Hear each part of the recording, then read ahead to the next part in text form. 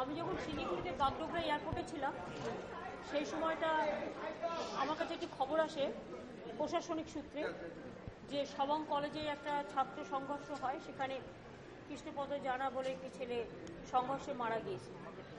আমি সঙ্গে সঙ্গে তারপরে ব্যাপারটা পুরো ক্রস চেক করি এবং ক্রস চেক করে যেটুকু জানতে পারি এবং যতটুকু জানতে পারি তারপরেই আমি কিন্তু কংগ্রেস নেতা মানস ভূঁইয়াকে ফোন করেছিলাম, যেহেতু ছেলেটা ছাত্র পরিষদের, এবং আমি ঘটনাটা খুবই দুঃখজনক এবং মর্মান্তিক বলেই পুলিশ যে অ্যাকশন নেওয়ার নিশ্চয়ই নেবে, কিন্তু ছাত্রের মৃত্যু নেতালে খুবই দুঃখজনক, এটাকে আমি বলেছি এবং কন্ডেম করেছি। পরে আমি ঘটনাটাকে জানবার চেষ্টা করলাম কি হয়েছে ঘটনাটা। তো যতটুকু জানা গেছে এখনো পর্যন্ত রিপোর্ট পেয়ে একটা ইউনিয়ন রুমের ভেতরে একটা সংঘর্ষ হয়। ইউনিয়নটা কিন্তু কংগ্রেসের ছাত্র পরিষদের, এটা কিন্তু তৃণমূলের ইউনিয়ন নয়, না, ইউনিয়নটা হচ্ছে কংগ্রেসের ছাত্র পরিষদের ইউনিয়ন, এবং সেখানে লক করা ছিল।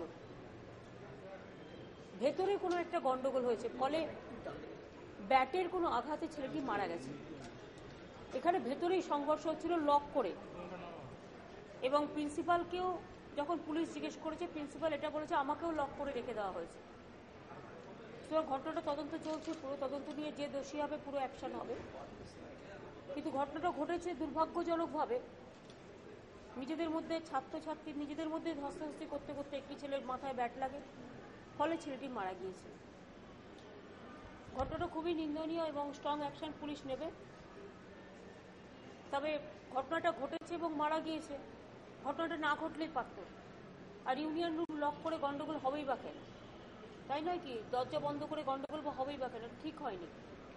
এবং প্রিন্সিপালকেও লক করে রেখে দিয়েছে, প্রিন্সিপালও পুলিশকে ফোন করতে পারেনি, যেটা উনি বলেছেন আমি শুনেছি।